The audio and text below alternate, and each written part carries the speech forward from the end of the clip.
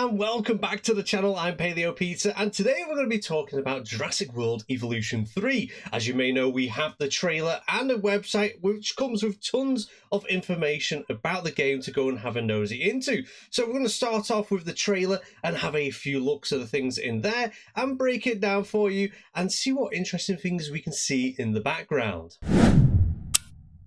So right off the bat, we have a Parasaur, we have Gallimimus, and we have Brachiosaurus, which seem to look like they are moving in a herd, or generally just in the same direction. They could be being herded by one of the staff members, or this could be just a new mechanic where herbivores kind of group up and all move together to different locations in your park. Next, we get to see the Mosasaurus, and this is the only lagoon creature we actually see in the trailer, and we see this parent with two little baby Mosasauruses, which look incredibly cute. This next bit's got me really excited, and we get to see this Geosturbia walking on the ground. And I probably butchered that name, but pterosaurs being able to walk is something I've been wanting for a long time within Jurassic World Evolution 2, especially for the Asdar kids that were in that game. So it's something that I'm really excited to see, and I wonder if we'll see any hunting animations whilst they're on the ground, or will they be mainly only flying hunting animations? So here we get to look at the baby Triceratops. It looks really cute. I wouldn't say it is as realistic as other interpretations of baby ceratopsians, but I definitely feel like it does fit that Jurassic World kind of vibe. So what we're looking at here is what I'm guessing is the Malta area within Jurassic World, and honestly it looks amazing. I'm really liking the buildings, the themes, the rocks. Also, we get our first look at the lagoon if we zoom into the distance, which has kind of got me kind of intrigued. I was slightly hoping that we'd be able to add our marine reptiles into a normal water source, which I'm still hoping for. I'm kind of going to guess that you can place a lagoon down, or you can put them in the deeper water, which we'll get into a little bit later. But honestly, it looks kind of cool because it also looks like the lagoons are no clip, meaning we're able to place the rock into the lagoons and hide parts of the wall with it, which is going to be really cool for some of those really custom builds. So next up, we get to have a look inside the aviary again, and this time we are looking at the Pteranodons, as well as a new Japanese theme where we get to see bamboo, blossom trees, and the buildings, which look really nice. I'm going to say I'm probably going to use this theme a fair bit. Not only that, we also get to see a baby Pteranodon, and in the distance we get to see a Pteranodon walking on the ground. So what we have right here is a family of Brachiosauruses, which look really nice to baby, adorable, absolutely love it. And if you look in the distance, we can see the Brachiosaurus swimming or walking more probably through a very deep lake or pond. And it looks really nice. I'm loving all the decorations here, all the new vegetation types that are going around, especially with all the veg growing on top of the water, giving that kind of swamp vibe. Definitely something I'll be putting to great use in the future. But this begs the question, this water does look pretty deep. Will we be able to put our marine reptiles in there? I would love nothing more than to have like just a pond in the middle of the enclosure and have maybe a Mosasaurus swimming around in there so that they can interact with the land and air creatures. So there's only prey in there, but this shot looks absolutely beautiful. So what we have here is a load of baby interactions, babies with babies, adults interacting with babies, showing like them grouping up together, playing with each other, even breaking out of enclosures together. Honestly, something I find absolutely adorable, and this trailer was just baby after baby after baby, and it was adorable, it was cute, and definitely got me super excited, as this is something that people have been asking for now since Jurassic World Evolution 1, and we finally got babies in Jurassic World, which is something, like I said, a lot of people have asked for a very long time.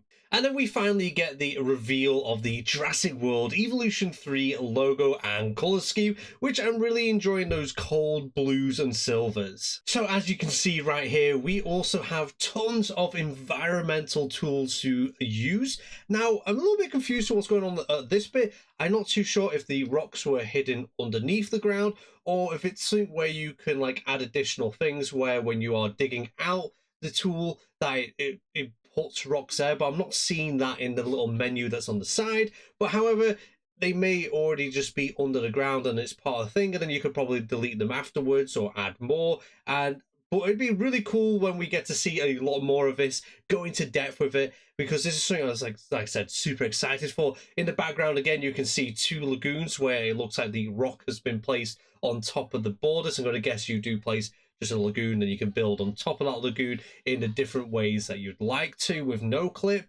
And then we also get to see them making a waterfall, which again, like I said, something I was really excited for, something that people have been asking for a while, because the only way we could make waterfall was either through 1, mods, or 2, making a trick of the eye using the snow brush on certain maps. So it's definitely nice that we get to make waterfalls now, and I can already imagine lots of things I have planned to do with that. As well, we have the usual plant brush, and you can see them filling out between the buildings, and the buildings again look absolutely amazing. I am loving the decorations and also the different rocks we have and all the different plants. So what we see here is a group of triceratops, and then in the hatchery we get to see the sexual dimorphism between the male and the female, and then we watch the player place down a hatching area or a nesting ground, and then we also see a load of babies come from that area. So now what I'm kind of thinking in my head is that you have to place down, obviously you need the male and the female in the enclosure,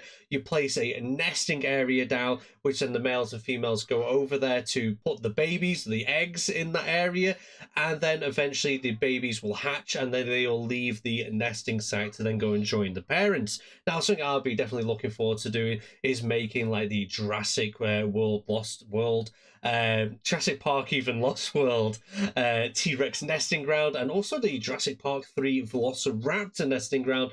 Things like this could be recreated using this item, which would be really cool. And as well, it's going to be really cool for Site Bs, because then you can have like certain nesting areas, and I'm going to guess that will draw the animal to those areas, so almost like migration to go to the breeding grounds, as it were, which would be really cool for storytelling and also building in the Site B kind of aspect.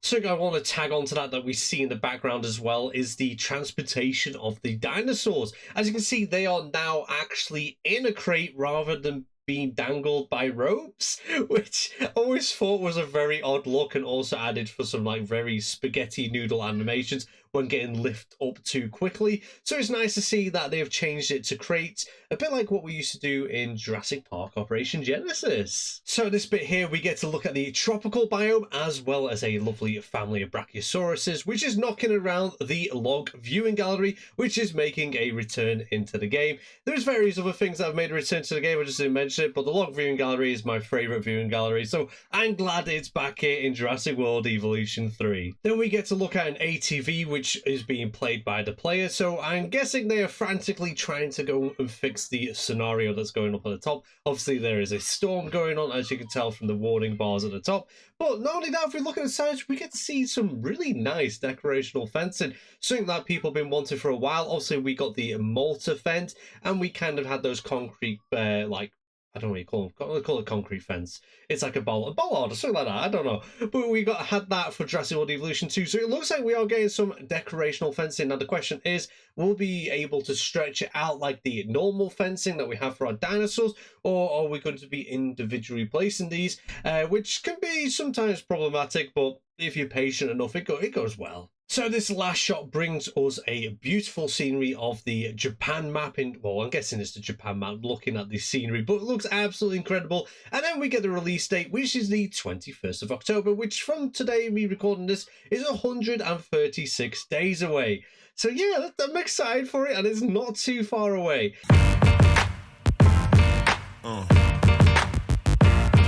Yeah.